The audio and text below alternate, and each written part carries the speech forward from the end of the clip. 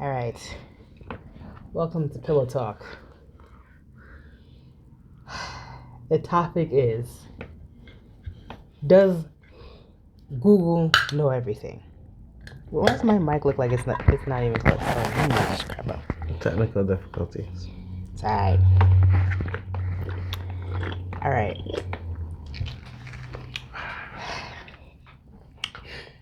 Google cannot know everything because say if you research, I have a headache in the frontal lobe. You type that into Google to see what's wrong with you. Google said, you are dead. Google does Here have is a your tendency to try to bury you or kill you in situations like those. But in other situations, such as like college or just regular stuff, Google wouldn't be as integral in our society as it is if it wasn't right, like at least more than half the time, Google is just there for if college students, since you mentioned college, if they need to cheat because they're dunce. And it's like, yo, what was that thing called? Course Hero or something like that? Yep, that was me. I mean, listen. Not necessarily Course Hero, but Google for sure. Listen, the professors, especially if you do online courses, you're basically teaching yourself. Because no matter what, when you go to school, I've learned more with Jeopardy and YouTube and British people than I have learned anything in America.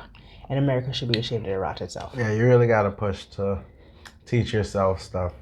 The classes that you take aren't going to make you a master in the subject that you think. Like, you're going to end up having to read the book yourself or like look up documentaries or encyclopedia, Wikipedia type stuff yourself, because schools ain't really actually teaching to educate you for real. First of all, if you're using Wikipedia, just close the laptop, walk away. Wikipedia people edit their own ish, man. They do. I'm not gonna say they don't, but there's some things on there that are actually not all lies, right? There's things you can learn on there, and what I would say is, like, anything that you're looking up or researching, like, fact check it against like other more credible maybe resources. If Ask Jeeves was still existing, but no. So you trust Jeeves more than Google? It's not saying I trust Jeeves. Jeeves was a senior citizen, okay? That man retired. As he should. So him and Netscape and all of them. Oh my gosh. Internet Explorer. As they want to say Internet Explorer dead, it's like you could have just said he retired. Yeah. You ain't gotta kill it. That's just rude. Yeah, it turned to Edge and Chrome. Chrome's still here. Is Firefox still existing? I want to say yeah, but not majorly. I don't know, man. It's not like I could see. And then also when you research things in Google now, AI comes in, and everybody's like, "Oh, technology is the best," and I'm like, "Did you forget who makes technology? Man." So that ish could malfunction whenever it's ready. AI could tell you, go suck your mama, and you'd be like, oh, that's what the research is. Okay. Like, in some situations, yes, that would be the case. But those are the people that don't pay attention and just like click and copy and paste and don't actually read through or listen through. They were ignorant from the beginning anyway. Yeah, no, true. Also, the thing is when people research, excuse me, it's just like you said, they don't like look at another thing to fact check it, and it's like if they see something and they just go along with it, it's like, no, you need to make sure it's right. Like don't just say, okay, I got a second opinion. Get a third and fourth just to make sure it evens out. Because for the fact is that first opinion, it's just like if you go to somebody and you ask them for advice, or better yet, let me use this example better. If you go to the doctor and one doctor's like, oh, your foot is in need to be checked. Why? You could have a blood clot. Wow. Allow it. Because remember when I was pregnant, the doctor was like, oh, you have a blood clot. Excuse you? And it turned out I have nothing. It's like, again, when you get another opinion, you'll always realize. Sometimes just go with the second or third opinion, because the first opinion is just, again, you're like you're a cash cow. They don't care. In all honesty, they're not like these doctors back then that they actually cared. These doctors are like, oh, you need to take this for what? You just need to take it, but you're not telling me what I need to take it for. And if you ask them to explain what's in the injections, they can't really explain it. Like what's fully, what they're giving you and what they're like putting in your body. They don't fully know what it's made of. But. Exactly. So it sucks how it's like you put these things in your body and then all of a sudden you're not feeling good, and then it's just... It was crazy. Sorry to interrupt. This is a podcast. We was just talking about school and college and stuff. Like you go to school to be a doctor to not know anything. Basically. Or to be a nurse and not know anything. Basically. Like the things that you do know aren't the things that is getting you paid. Like they're telling you to do this, omit this, increase this, make sure everybody's getting stuck with this. Like, so that's not what you went to school for. I know we're jumping all around about the topic, but it's like you gotta also look at it. Didn't doctors take like the Hippocratic Oath? Yeah. So it's like you're okay with trying to murk a patient. You're okay with this, and then I always say, like, what if this was your family member? You gonna murk them too? Well, if you don't like them, I know somebody's gonna say, well, what if you don't like them? That's not the point. The point is, if it's your family member, would you do the same thing you're doing to somebody else's family member? Because the amount of shit that I seen that they were doing to my mom, bruh, it's like this one nurse. All right, he was a guy. My dad had to walk away because he was about to fling him through the window. Because the other nurse that's with him is telling him, like, stop juking her in a pincushion, because he was trying to find a vein. So the doctor had to come in, kick everybody out except for the one nurse, and put it where they can get blood continuously. Bruh. Yeah. I was like, you don't... What's also messed up is, like, you don't feel the pain that a patient is going through, but you should have some type of feeling to understand, like, you're hurting the person. All right? I could imagine. The medical field is hard. Let's go back to August when I had to be in the hospital. So, when I said I was screaming, I don't know if you remember the phone call, like, I couldn't continue with you because they were pincushioning me. So my right arm is my dominant arm, where you can, right here, right in the crease, you can get blood from every time. For some reason, they were trying to put more than one IV in me. So the lady went for my... I hate here. It's the, what do you call it? The knuckle part of your hand. I hate that part. I might as well describe it because... Right, they can't see. No. Our listeners. Yes. So I don't like that part because it hurts and you're not going to get nothing from there. The dumb lady comes. She pushes it in. And because I scream so loud, she takes it back out. And she's like, oh, I only took it out because you screamed. But you got it in though, right? And she's like, oh, let me try again. I was like, the hell you will? I put my fist ready to punch her right in the face. I'm like, y'all don't understand. You have to understand. You're a freaking doctor. You're poking me all types of ways. Talking about, oh, you're so childish. I'm childish. Give me the blood clot needle and let me poke it in you. That's not an appropriate way to speak to a patient. Thank you. It's just even more disrespectful when you say shit like that. Because it's just like, so let me poke you how you poking me. Right. Because the pain that I'm feeling, not cool. Bruh. And when you know what makes it even worse on top of that? This goes, again, to doctors who supposedly studied this. When a patient is pregnant, especially if she's carrying the full term. Keep in mind, she has a little human growing inside of her. She needs to sleep. And y'all gonna put her on this unruling diet because y'all just swear, holy crap, something's occurring. My whole pregnancy, I was told I had gestational diabetes and that me and the baby are in danger. I'm gonna tell you this right now.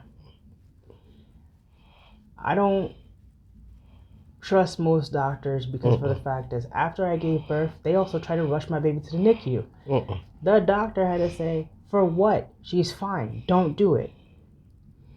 Y'all are quick to just start poking and prodding people, and it's like, you don't understand. When you do that to somebody, when you hurt somebody, karma is not your friend. Somebody who you love, it's going to happen to 10 times worse.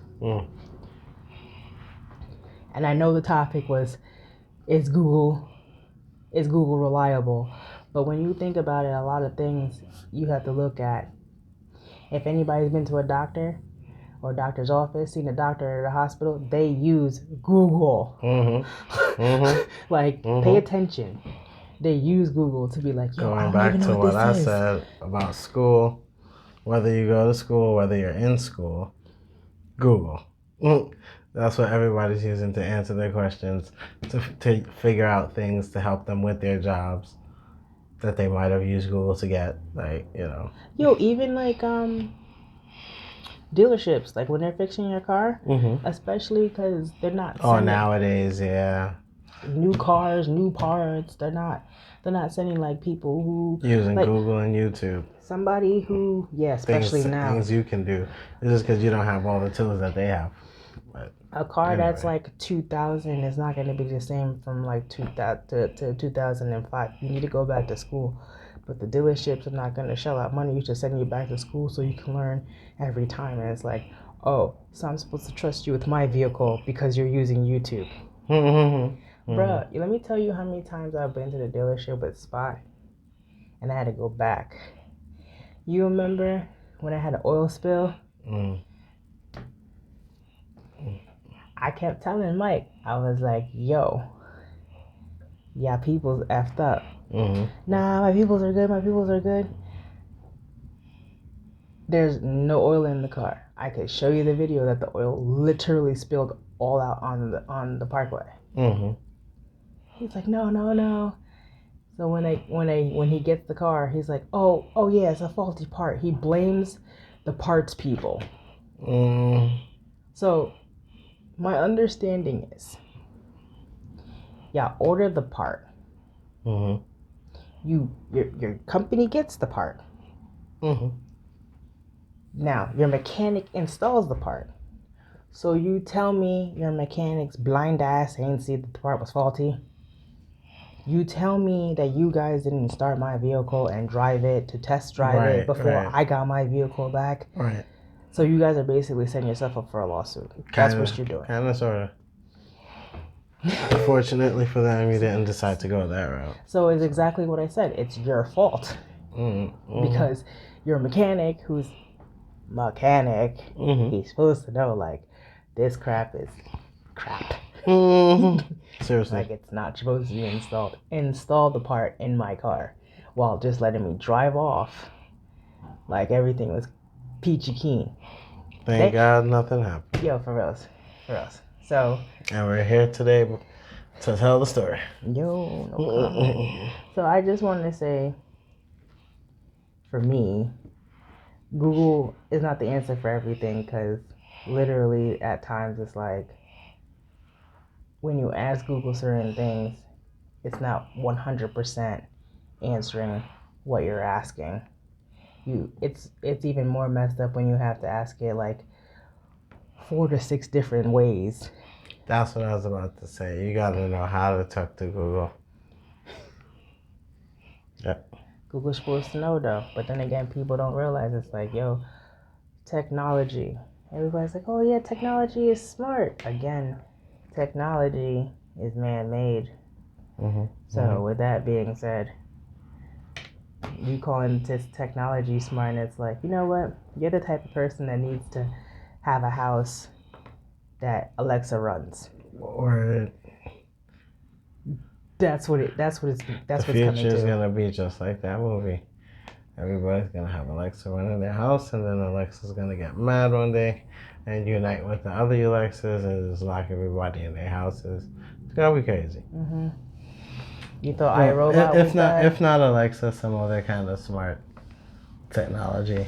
Like, yo, I think somebody said that To not use Apple any proper names. Apple We was might trying. not be able to You know, put this out. they said that I think Apple was trying to make a house, and it was like, oh, it's supposed to be like face recognition. I was like, what if somebody just finished thumping your face down? Now you're trying to get into your house naked, and your house don't even recognize you. Then now what? How else are you supposed to get in your Or house? even simpler, what if you have an allergic reaction and your face all up? It's like everything with the Face ID is too funny. It's like when I'm calling certain businesses and stuff, and the automated machine's like, oh, we hear your voice. Do you want us to save your voice? Hell no, because my voice will change from here to there and everywhere. I could sound like that movie, Sorry to Bother You. So,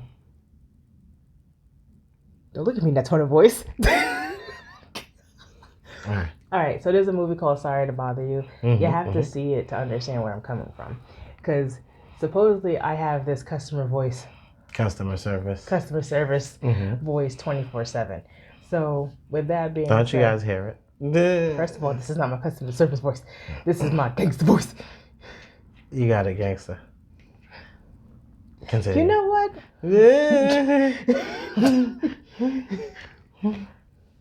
Sorry to bother you. Wow. There we go. I'm about to temp your rat down. Wow. Violence. No, never violence. You misjudge. Thought my kindness was for weakness. And I'm about to...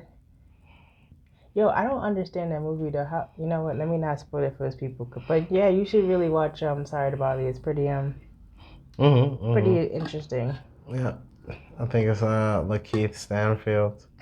If I have said his name right, but yeah. Interesting movie, interesting concept. Weird. It gets kind of weird, but interesting. Yeah, but if that's the humidifier. What the hell? Yeah, it's on. If anybody who's worked in the customer service field, you'd understand this movie. Also, you'd understand like there's two sides of you. Like this movie will make you realize there's two sides of you. Speaking of two sides, what's up? Severance. So or that could be another podcast. I want that to be another podcast. Yeah, we'll definitely talk about this this show, but yeah, definitely look into that too. Yeah, look out for that'll be on our next episode probably. Yeah, definitely. So with that being said, I thank y'all for listening to our podcast. Thanks for tuning in. Like, share, and subscribe. Wait.